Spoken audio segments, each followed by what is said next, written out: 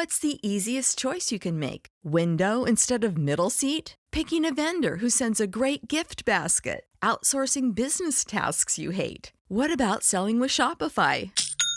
Whether you're selling a little or a lot, Shopify helps you do your thing, however you cha-ching. Shopify is the global commerce platform that helps you sell at every stage of your business. From the launch your online shop stage to the first real-life store stage, all the way to the did we just hit a million orders stage. Shopify's there to help you grow. Whether you're selling scented soap or offering outdoor outfits, Shopify helps you sell. Wherever and whatever you're selling, Shopify's got you covered. Sign up for a $1 per month trial period at shopify.com/try. Go to shopify.com/try now to grow your business, no matter what stage you're in. Shopify.com/try. When it comes to weight loss, no two people are the same. That's why Noom builds personalized plans based on your unique psychology and biology. Take Brittany. After years of unsustainable diets, Noom helped her lose 20 pounds and keep it off. I was definitely in a yo-yo cycle for years of just losing weight, gaining weight, and it was exhausting. And Stephanie. She's a former D1 athlete who knew she couldn't out-train her diet, and she lost 38 pounds. My relationship to food before Noom was never consistent. And Evan, he can't stand salads, but he still lost 50 pounds with Noom. I never really was a salad guy. That's just not who I am. Even through the pickiness, Noom taught me that building better habits builds a healthier lifestyle. I'm not doing this to get to a number. I'm doing this to feel better. Get your personalized plan today at Noom.com. Real Noom users compensated to provide their story. In 4 weeks, the typical Noom user can expect to lose 1 to 2 pounds per week. Individual results may vary. Mathematics has a lot in common with language. Both have been used since the dawn of time to shape and to define our world. Both have sets of rules which one must master before bending. Both are natural consequences of the way humans are raised, and both are omnipresent as they are seemingly intangible. Language has thrived for almost or as long as humans have possessed the ability to use it. But what can we say that language is? Is it a living, breathing organism, a set of rigid ideals, somewhere in between, or something else altogether? All of this and more on this episode of Breaking Math. Episode 6, Word.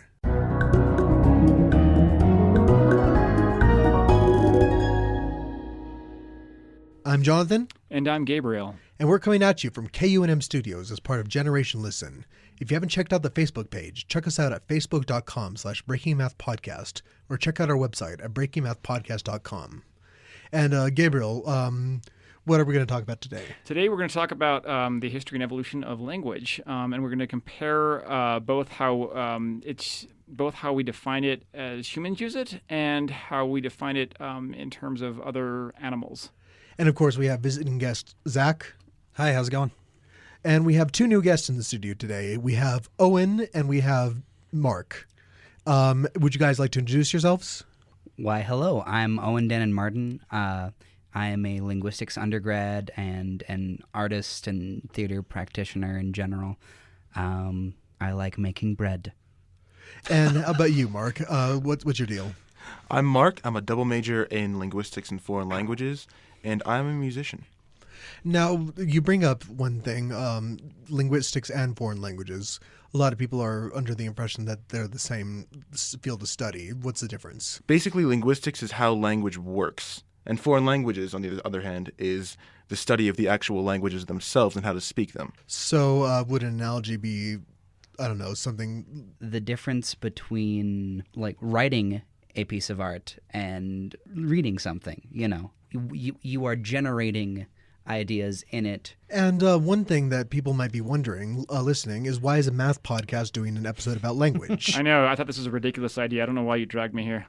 Sorry. I'm so sorry. No, I think it's a brilliant idea. If I may, as you said in the introduction earlier, we make sense of our world both through mathematics and through language. So I'm trying to figure out if one is a subset of the other. And one thing that we're going to touch on later in the episode is how language has always been used to describe mathematics, even where formalisms have failed.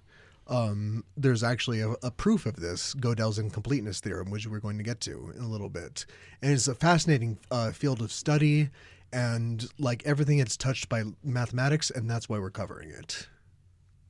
I really don't see how you could not how you could not describe language in terms of mathematics and in terms of again making meaning. I think it's so goodness. I'm trying to think of any arguments about why you wouldn't. And for somebody who would like a visual reason for why we do this, you could check out our natural language parser at breakingmathpodcast.com/applets.html. You know, I think it's as far as communicating ideas go, that is what mathematics is, and especially in symbolic form, the way we write mathematics is specifically geared toward communicating an idea. And if you can read that language, the language of mathematics, you understand what the other person was doing when he or she or it or whatever was writing these ideas. You can see the progression of thought and see, say, the proof of the idea that's coming across. And that, to me, says language. Pardon the pun. Yeah, and I think that really all that mathematics and like scientific modeling in general is a rigid codified language, because all languages is a way of thinking about the world. And if you're thinking about the world in a very rigid and codified way, you can be more exact and precise and correctly describe the world around you. Well, and that's part of what language is it's a tool to do other things in the same way that mathematics is very much a tool for chemistry, physics, just about anything else. You know, one thing that I did want to point out is I've actually been trying to think about what would be pure math and not language. And I think about a computer and its ability to compute. Obviously, you can have a computer that can very, very clearly do mathematics, whereas it may struggle with language. So that might be one of the essential questions of this discussion. Yeah, and we're going to get to all these things and more. But first, we're going to talk a little bit about animal language. Before we delve further into human language, which is all too familiar to us, we must delve into animal language, which, though as foreign as it is poorly understood, sheds some light by its mere exotic nature into the processes that characterize our use of language. That is to say, do animals use what we call language? So I think in this segment, this was a very interesting segment. With my background and with Jonathan's background, you know, we looked at a lot of information, and we thought we'd start off with discussing some insects, in particular bees. They've got some fascinating language use. And linguists, would you guys agree that consciousness has a lot to do with the experience of language? This is just as a slight aside. Oh, so very much so. Our entire school of linguistics is about how language itself is not cognitively distinct from our other cognitive processes. And what's interesting about that is that we see examples of creatures which exhibit certain types of complex behavior, but that have not developed what we typically call language. And we're going to start with bees. Bees have a very simple language. They have no grammar to speak of. The language is specifically designed to tell you where pollen is. It's the bee will waggle to a certain direction, angle with respect to the front of the hive. But basically, the gist of it is that they have like an arrow that they draw, and everybody follows it. It's notable because it took a lot of study for the first person to discover this, but it was not understood for a long time. And even though it's such a simple language, How many words are in the bee language? if you want to call it that, one word repeated over and over again, plus a terminating word, which means I'm done with the dance. Interesting. Okay. So with respect to characteristics that we would use to call this a language, it's symbolic, clearly. It communicates information with respect to where pollen is located, and it's only got a terminating. I'm trying to describe the rules of this means of communication, whether or not we call it an actual language. See, you might not even call it symbolic because depending on exactly how long they dance, that's how far away the pollen is. You know, it's also interesting that you mentioned that it depends on the orientation of their little wiggle dance thing changes the meaning. I mean, that's more than turning an A on its side and saying it means something else. That's very, very indicative of the idea that they're trying to get across, and it's very specific. Would that constitute language of any kind, or would that be like over there and then you point?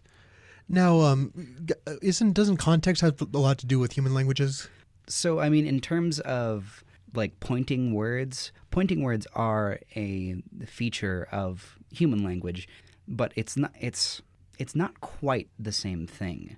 For instance, in bee communication, they communicate the direction in relativity to the sun. So what's interesting is that there are some human languages that do direction in that way. Doesn't Aboriginal languages, right? Austronesian languages and the languages of Australia have absolute direction, which are just so fascinating. Just any place they are, they don't have left and right. They have a north hand and a south hand, and if they turn, they have a south hand and a north hand. But back to bees. The thing about the dance is that there is no consciousness in it. If you take a bee and you put it in a little glass jar, and then you walk the bee a couple miles out and take it to a flower, and then you catch the bee again in the glass jar and walk it back, it'll say that the flower was about a foot away.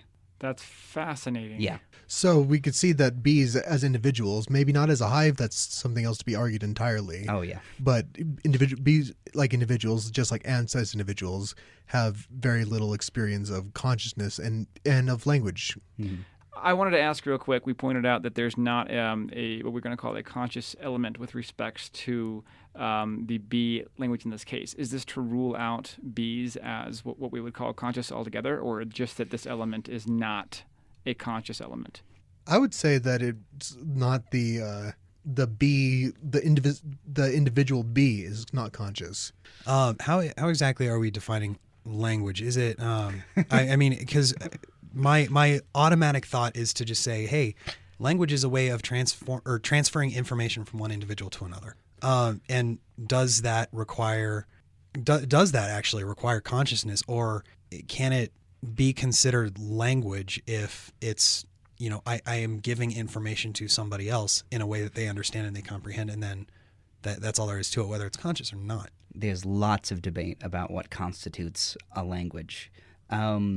The old school linguists, the generativists, had a bunch of features and tenets of human language that, like, the syntax is recursive, so you can theoretically continue to put however many phrases you want together over and over and over again. Another feature that we use is the ability to accept novel creation. And so, like, if I were to create a new word, and so, I gafarmneted the table. So you guys have some kind of information because I put a piece of morphology, the ed, and used it in a sentence like that. So you guys are taking that information, and it's novel information, but you know things about that word, that it's a verb in the past tense, and that it is, I am doing something to something else, that it is I remember the word, I swear I do, it's a transitive verb. Okay, so what we're saying is in this definition, it allows for creation of new words, creation and assimilation of new words meaningfully. Yeah, that's an important factor. But you said this is the old language model. What's a new one? Well, we still like those ones. We don't eschew everything of our forefathers. Good old Noam Chomsky, the father of generative linguistics. He's a thinker and philosopher, but that we think a little bit differently. Do you have any relevant specifics with how it's different, or is it? Well, so I mean, specifically, the generative school in general is they are studying what you know when you know a language. What is the abstract thing that produces language in us? Whereas our functionalist school is we look at what people say, and we believe grammar is an emergent process that creates. So basically all language usage is creating language as it is being used. That is fascinating. And that gives a little bit of credence to our thing at the beginning about language being a living, breathing organism. Yeah. Yes, that idea. I love that idea. Now, taking a little bit of, just continuing a little bit on, we had a few examples of creatures that have complex thought processes, but that do not use language. at least not how we use it. And those include corvids, octopus, and dolphins, and to some extent chimps. Corvids, for example, they could memorize, I think it's 10,000 or 1,000 faces. Hold on, those are crows, right? Yeah. Okay. Octopus, they could figure out novel puzzles, although they do not talk to one another, so there's no mimetic communication. Should we break that down? Yes, please, because there's two things to say about that I can think of. All right, sweet. What are they? Sure. So, first of all, octopi, aside from when they're mating, are solitary their entire life. Is that correct? I think so. I think most octopus are. Okay. So they are solitary, so obviously we can't think of a real evolutionary need for them to communicate meaningfully with each other, for sure. Except to warn each other and stuff like that. Very simple base stuff. Okay. I need to make sure I'm backed up, by the way, so let me really quickly clarify that, again, I'm not... I need to back that information up and clarify it with an expert in the field. But it seems that they would be more solitary than obviously a very social creature like ourselves. So the other point that I was going to bring up is I have read that in studies about octopi, there was a report that in a given lab, an octopi or an octopus was I don't want to use the word affectionate. An octopus tolerated one lab assistant and, by all intents and purposes, loathed another lab assistant. The octopus would squirt ink and look very agitated around a different lab assistant. So that raises questions about what the octopus is experiencing. One of the questions that it raises is whether or not human interaction creates humanity within other creatures. For example, chimpanzees only communicate with a vocabulary of about 50 different signs that are universal amongst all chimpanzees, but can be taught thousands of signs, although to a limited extent, by humans. Are you guys familiar with any chimp studies? I know a little bit about a primate study. I can't remember for the life of me what primates they were, but they had a limited morphological system. So they had one distinct call for there's a jaguar or there's some kind of predator, but they had a distinct call for jaguar. They could put together in very limited ways these calls and they had set ways that this created the vocabulary further. So like the call for ground-based predator and tree would means eagle, but that's not what it is at all. I just made that up, but that's an example. So the issue was that where that doesn't quite cross into human language is they tried doing novel calls of combining the call for jaguar and jaguar and to see if that would mean anything new to them, and it didn't. That's interesting, because it definitely would in humans. Yes. I mean, we even I can't remember, I was in some linguistics class I was taking where they're talking about how somebody from the Arctic might describe a lion like a yellow walrus-like creature. I can't help but wonder how much of this is us almost anthropomorphizing animals, because, I mean, especially when it comes to dogs, which are hands down America's favorite household pet. We assign dogs certain emotions that they probably don't have the hardware in their brains to actually have, like guilt. Although dogs are an emotional amplification device, right.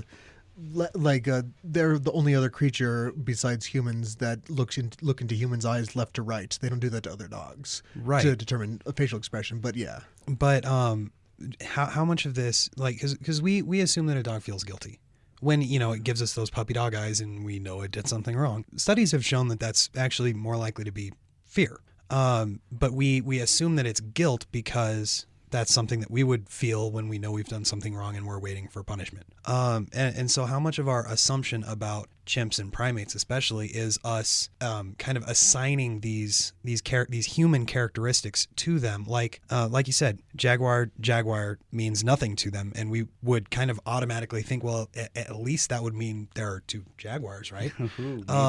But they don't. And so how much of our assumption that they might understand, or they might have some sort of language, is us pushing these characteristics of our own language onto them. Yeah, that's why it's such a hard thing to really quantify, especially because you don't want to go the other direction either and ignore a potential source of intelligence. I mean, any intelligence that we collect is beneficial to the herd. Yeah, and I mean specifically in terms of that primate study that I learned about at some point last year, it was they had a set vocabulary, and like there was a 13, 14 call vocabulary, and that's all they had. They couldn't put more into it, and that's, I suppose, it's drawing distinction between our communicational systems, but at the same time, that distinction is a distinction in the complexity we can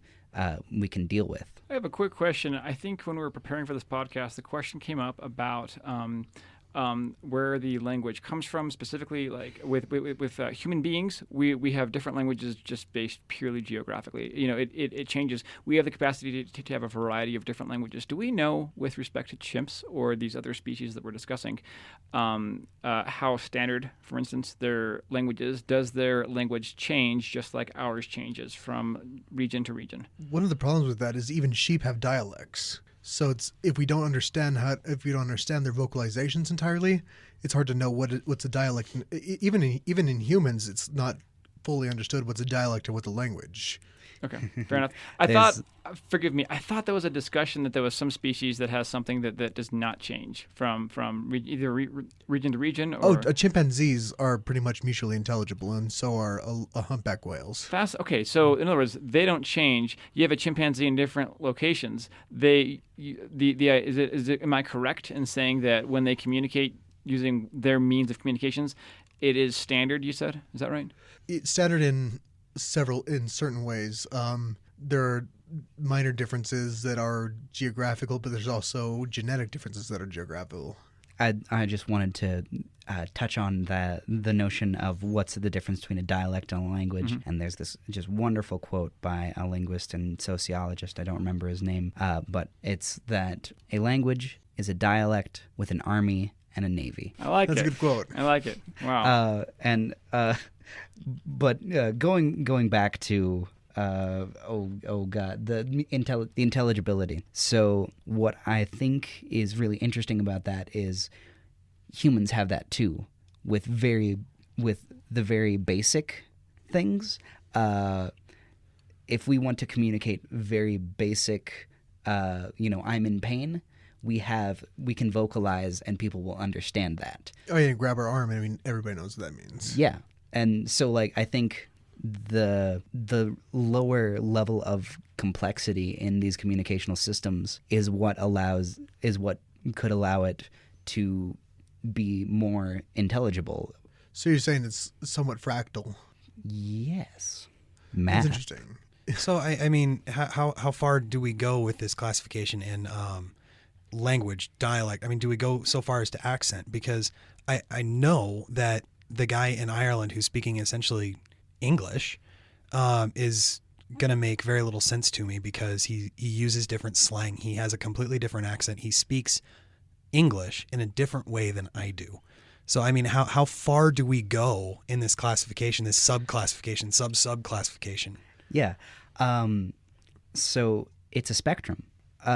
Language, in terms of like dialects changing, there are places where even here in New Mexico, in our native languages, so like the people in one pueblo will be able to understand perfectly the people from one pueblo over, and they in turn will be able to understand their first neighbor and a neighbor who is farther away, but the first one and the third one won't understand each other at all, or less, and it grows that way. So it's really a spectrum of intelligibility that is a spectrum of intelligibility that diverges in certain ways to create what we think of as languages.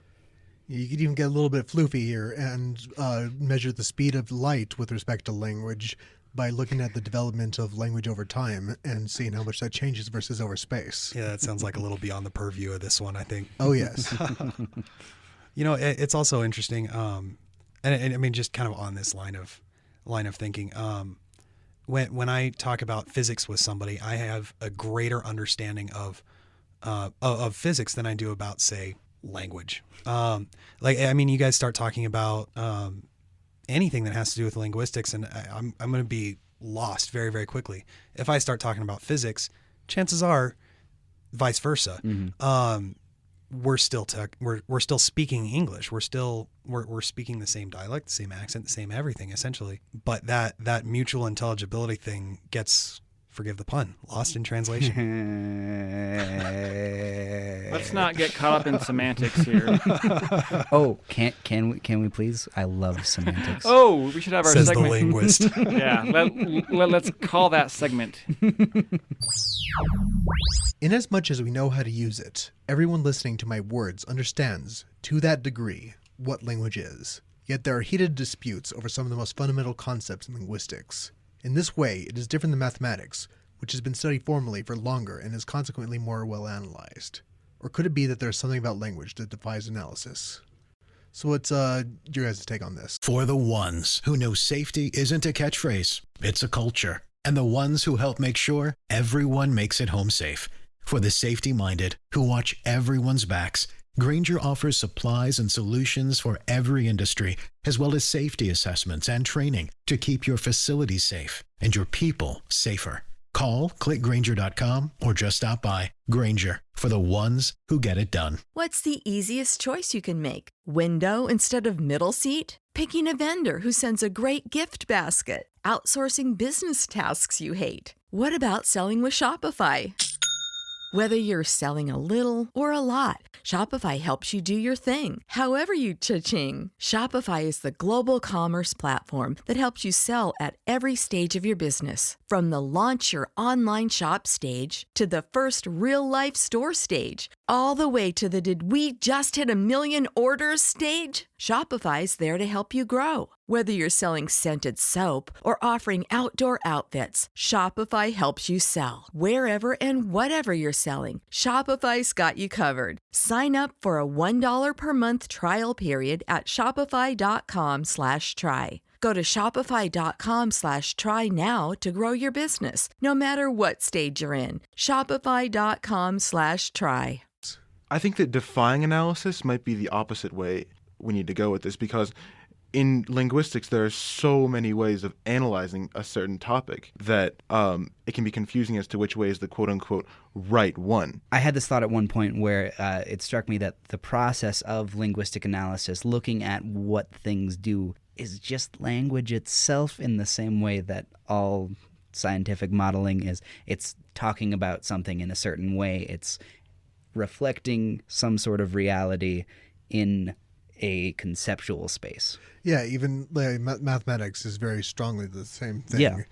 When you're doing Euclidean geometry, for example, you're not doing non-Euclidean geometry in a very real sense. I mean, it's a completely different animal altogether, and so you have to you almost have these dialects of mathematics. So something that defies analysis in, for example, just standard analysis would not defy analysis in non-standard analysis. Mm-hmm. I know I'm using a lot of terms and they're anti-terms, but now we're going to talk a little bit about parts of language. Mark, what's a word? Chicken. That was a joke. Hey, this is a tough question. This is a tough question. It's really hard. A word is a distinct unit of language. Can I just jump in here? One of the defining word as a word as something specific. I mean, because right now I'm studying German as my minor. One of the things that Germans do is they smush multiple words together to make one big word. Does it still count as multiple words if it's sort of still one big word? Like meine Lieblingsjacke is my favorite jacket, but Lieblingsjacke is, you can smush that together and make a single word. You can even extend that further and say my favorite leather jacket. You can kind of make these composite words that aren't really contractions because they don't take anything out except for the space between the words. How does that work? Well, it does count as one word because one of the main ways that a word can be formed is called compounding. So a compounding is obviously just two words smushed together. So wait, what are some compounds, Owen? Doorknob. Doorknob. So I could say door and I could say knob. They mean two discrete things, but together they mean a different thing or the same thing as knob. So does it have to mean something different than the intuitive concept of because what's the difference between me smushing together the words green and jacket and making one word green jacket? Like, how come that's one word, two words and not one word? Well, one interesting thing about what you just did was you said green jacket and then you said green jacket. So when a word is compounded, it becomes innate in understanding that it's one specific thing. And one way that we can tell that is the stress pattern. So if the stress pattern starts, if the main stress is on the first syllable or the first word, then we can tell that it's a compound. Because when you say green jacket, or you can say yellow jacket even, and a yellow jacket is a yellow jacket. But a yellow jacket is that horrible, is the horrible, terrible, the scourge insect. of society. Yes. Oh my God. And homeowners everywhere. Yep. Now you mentioned a word there, syllables. Word syllables. God. You mentioned a word there, syllables. What's a syllable?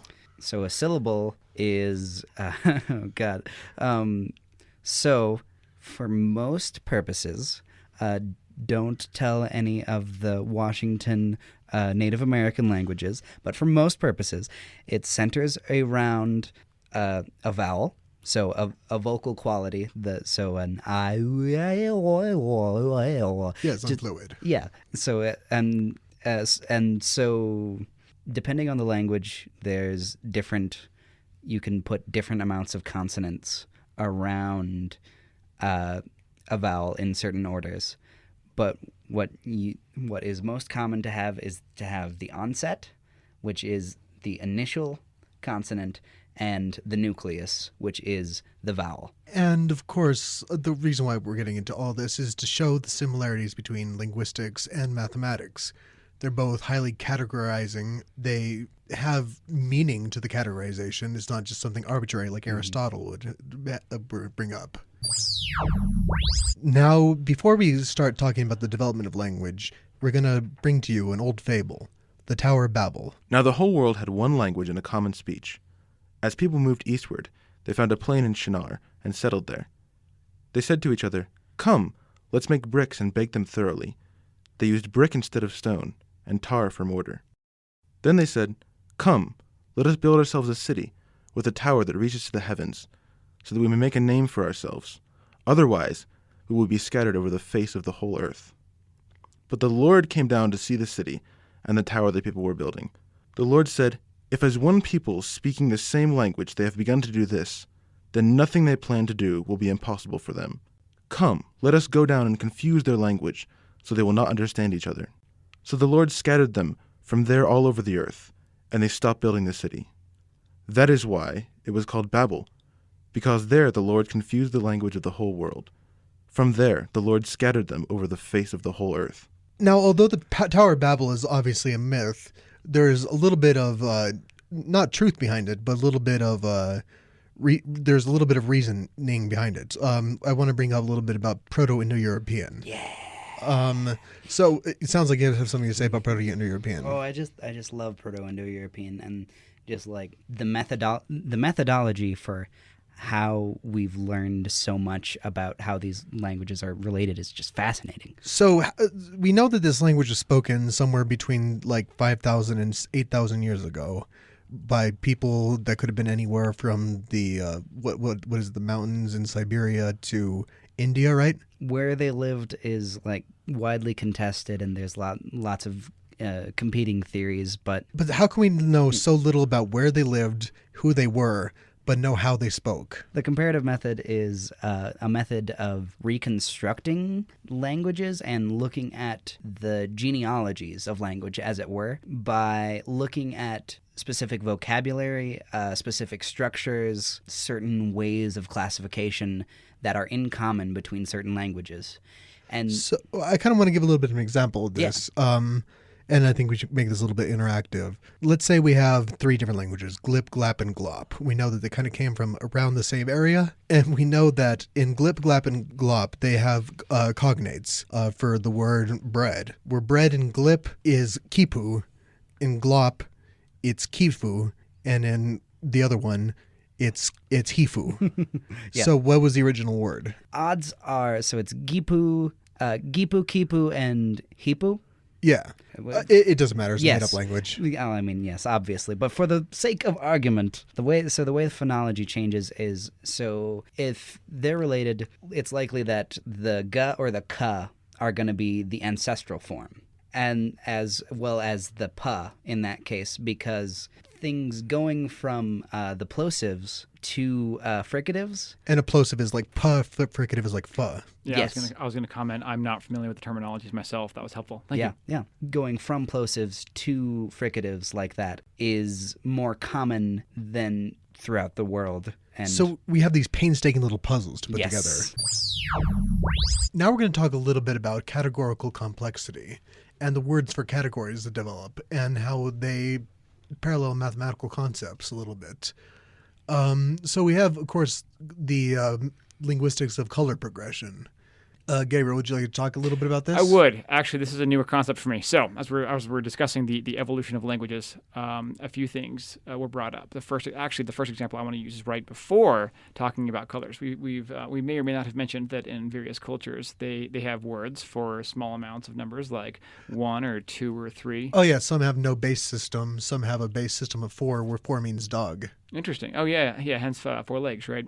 And then some of them, if I'm not mistaken, there is not a word for anything above 3. So if you ask somebody with many children, say they've got 4 children, how many do you have? They will say 1, 2, 3, many. Oh, yeah. I think in some languages it even gets down to 1 too many, or is that a myth?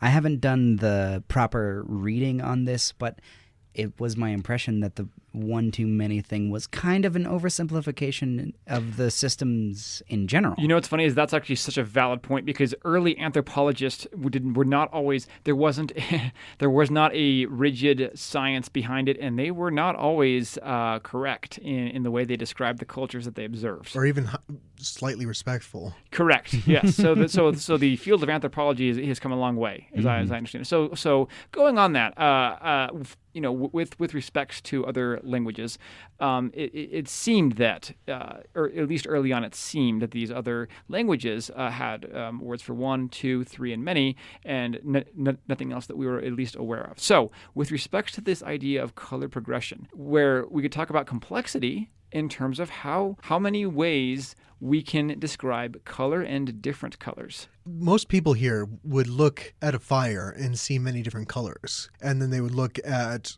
like an ink drop on a paper and see many different colors. And although people in general probably will see different colors swirling around, the names for them are vastly different. The original languages, as far as some models are concerned, started with only light and warm colors and dark and cool colors. Blue and black and purple were all the same color, and white and red and yellow were all the same color. Then, of course, yellow/red develops as a separate color from white and black. And then you get 3 different color progression patterns we're going to talk about. The middle one, where blue and green are the same color. Gru. Oh, I love Gru. Gru? Gru is a thing? Oh, yeah. Gru is like the term for that common Green and phenomenon. blue together? I like that. So as language got more complex, we had more of a spectrum. And going back a little bit to the numbers, I want to talk a little bit about, and I'd like to know the answer to this. Why is there a flock of sheep, but a herd of goats? All that. Yeah. A murder of crows. Yeah. Well, I mean, so for certain nouns in English, we're creating what's called classifiers. And has anyone here studied Mandarin or any? Barely. Yeah. Okay. Talk about the classifiers, because I don't know enough about Mandarin. In Mandarin, there's different measure words for different nouns. So if you want to say one cat, you would say 一只猫. So 只 is the measure word.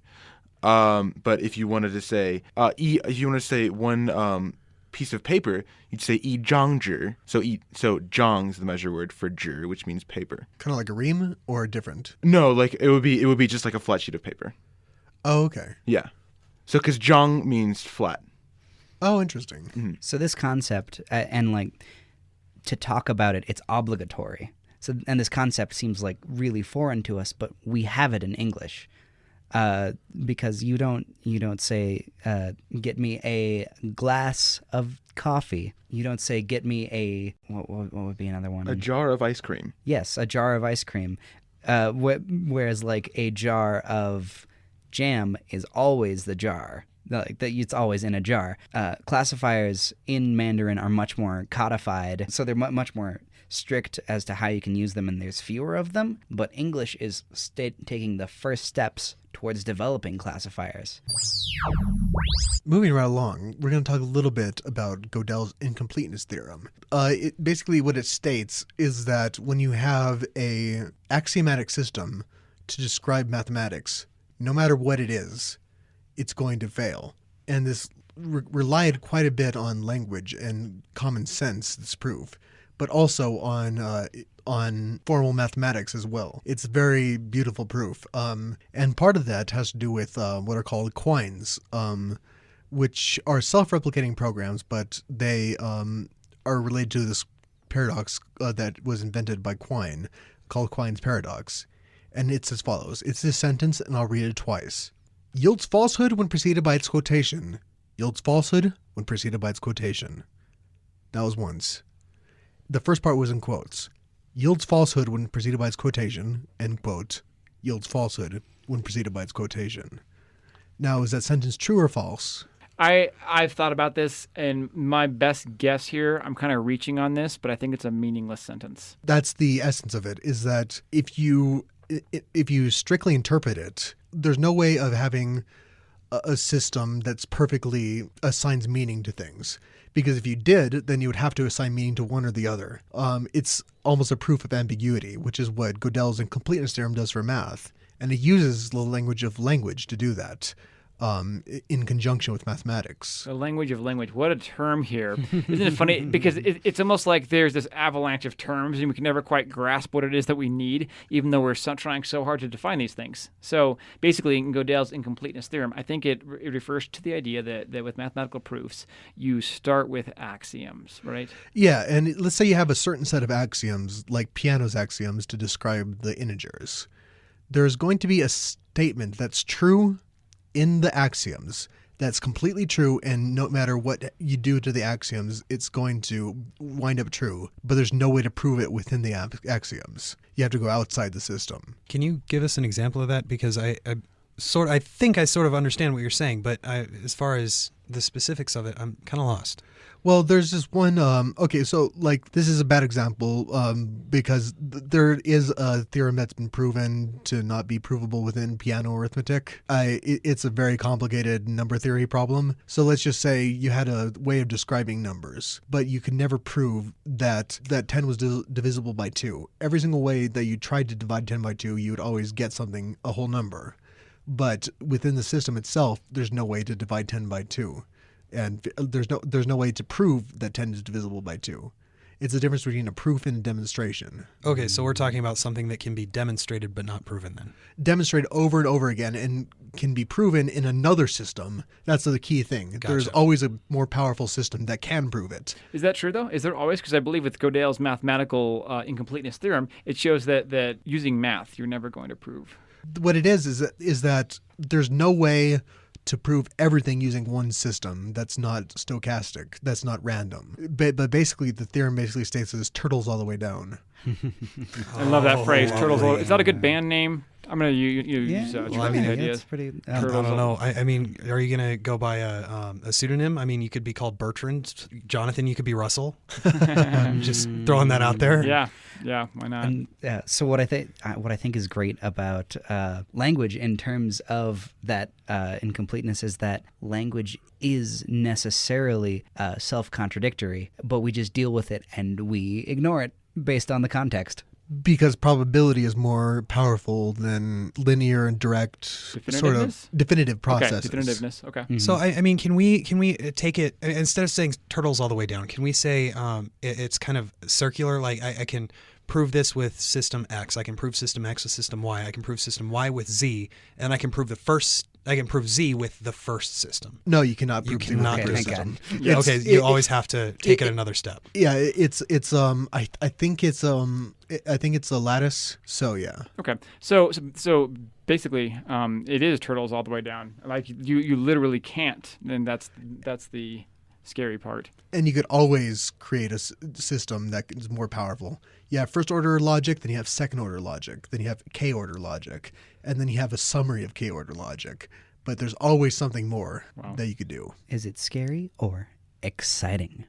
Or is it just an existential catastrophe. Yes. I remember my first existential crisis.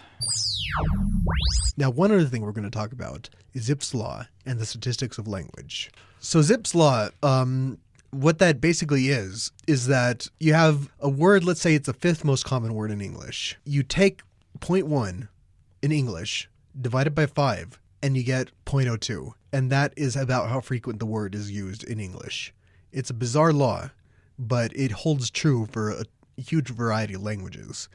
And this shows that there's a certain uncomfortable science behind language that supplements the more comfortable science that we're come to know and love. So say this again. So with Zipf's law, you're saying so if you take, is it any word in the English language? Oh yeah, let's take a completely random word. Let's say I don't know what the 37. Sure. How about the word kumquat? Kumquat. That's probably very low in thing. Yeah. So let's take the word kumquat. Let's say that it's like, I don't know, probably 100,000th most used word in English. Sure. You divide 0.1 by 100,000 and you get that it's used about one out of every million words is kumquat. Huh. And okay. And you're saying that this ratio about with Zipf's law, this ratio has been shown to hold true regardless of the language? With a different constant, yes. So in English, the most common word is the, which happens about 10% of the time. The most common word in like Spanish, I think it's like, what is it, 16% of the time or something? I can't remember. Yeah. Any comments on Zipf's law? Oh, that's fast. So what I think would be probably correlative with it would be the likeliness for it to be highly grammatical words being the upper end of Zipf's law. The upper end of the spectrum of frequency, because grammatical words are our structure. But what I would like to know is if that holds true when you include things like and ooh. Well, the interesting thing about Zipf's law is it's been applied to things like cities. Yeah. Where instead of n over 1, it's actually 1 over 1 and 1 over n to the 1.06. But it's a weird law that holds true for certain types of data. Mm-hmm. So it's been shown to hold true for even animal utterances. Oh, interesting. So there's a very high likelihood of and being very high up there and where they should be. Okay, so help me out here. It feels like it is almost self-referential in what it's describing. Well, it's just saying that if a word happens to be the nth most commonly ranked word, and you have to know what that is, you could tell the ranking. You could tell the percentage from the ranking. Okay. Which is not an obvious relationship. Okay. So I mean, this is essentially just sort of statistics. Mm-hmm. Like a statistical analysis of language and the words that we use. That's what I'm getting from this, right? Yeah, but it holds very true. And of course, when you take the infinite sum of the harmonic series, that's to say, if we actually summed up an infinite amount of words, we get infinity. Mm-hmm. So you could tell the size of a language a little bit by its Zipf's law. So the bigger it is, the smaller the constant. The more words in a language, the smaller the constant. Yeah. Is there anything that you guys wanted to talk about specifically? So I'm gonna say 3 words, and I'm going to ask you about one of the sounds that is in all 3 of the words: mountain, stop, and what?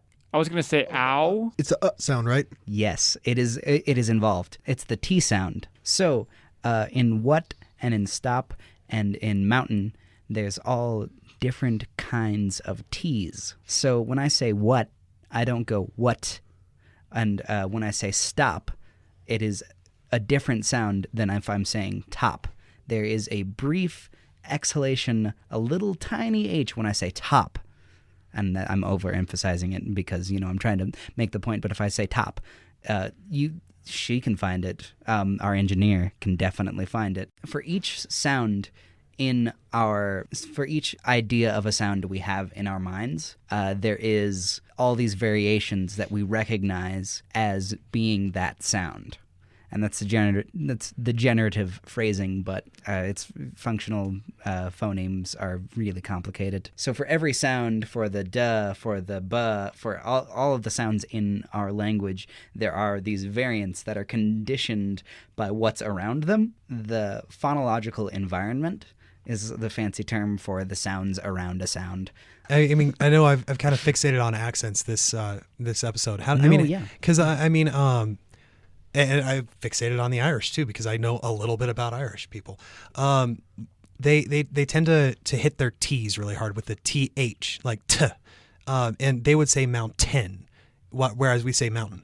Yeah. And I mean, how does that does that generally come from what's easier to say, what we've been conditioned for? How does that influence how we say a word? Which phonemes, is that correct term, we actually use? It's which allomorphs you're using, but it's depending on the phonology that you have, like the phonology that is constructed in the people around you, because you want to sound like people who are around you how they sound. You want to sound like them. As I recall, there's a study done at a Sears where they where they asked where the bathroom was, and then they replied and said it again, and they would go from a New York accent to a standard American accent a lot of the time. Yeah, that's Lebov's. It's not a Sears. It's was it not a Sears? But it's a department store. That sounds amazing. So tell me, what were the results when you have the New York accent versus the, as you said earlier, what was the comparison? Oh, standard American English. So Brooklyn versus standard American, I think it was Brooklyn, or New York. Yeah. So what would happen when they did that is when they went to the higher class department stores, the overall change in the dropping of the rhotic, which is it's on the third floor. And I've not studied the New York accent. I can kind of do Boston, so I think that's my default there. But they're also a non-rhotic accent. Anyways, in the higher class department stores, the total amount of change in the accent was much less, and they initially had much more R in their speech on average. And going to lower class department stores and eliciting responses that create that R sound, upon asking for clarification, there would be a massive jump and they would say the R completely. We've explored the philosophical ramifications of language, its role in and similarity to mathematics, the history of the field involved, and even what we can continue to learn from them. I'm Jonathan. And I'm Gabriel. And this has been Breaking Math. And with us today we had Zach Bigger, Mark Gaelic, and Owen Dan and Martin. Thank you for listening. Breaking Math is made possible by KUNM Generation Listen and the support of our listeners. Thank you for listening. Until next time, don't forget to break some math. I don't know. Should I say that? That was good. That was good. I thought it was. This is the story of the one. As a maintenance engineer, he hears things differently. To the untrained ear, everything on his shop floor might sound fine, but he can hear gears grinding or a belt slipping. So he steps in to fix the problem at hand before it gets out of hand. And he knows Grainger's got the right product he needs to get the job done, which is music to his ears. Call, click Grainger.com, or just stop by. Grainger, for the ones who get it done. Yeah.